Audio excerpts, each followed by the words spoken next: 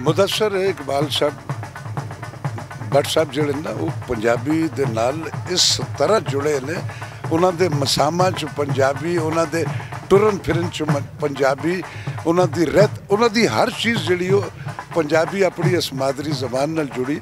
और जिस कदर डिवोशन नाल और जिस कदर कमिटमेंट नाल और जिस कदर उन्होंने कुव्वत इरादी नाल अपने सफ़र नूं जारी रख के अज इस मकाम ते पहुंचे ने, ये काबिल दाद है। ये उन्हों का जोड़ा भुलेखा टीवी है, ये मैं समझदा कि अपनी माँ बोली नाल जुड़े रहन च एक बड़ा वड्डा जिहाद है उन्हों का। तो मेरे दोस्त भी ने, मेरे प्यारे भी ने, तो मैं उन्होंने इस मिशन च बिल्कुल उन्होंने नाल है। मेरिया दुआवां ने कि अल्लाह भी उन्होंने आसानियां और मुआफ़कत अता करे और वो अपने इस मिशन नूं जारी रखन।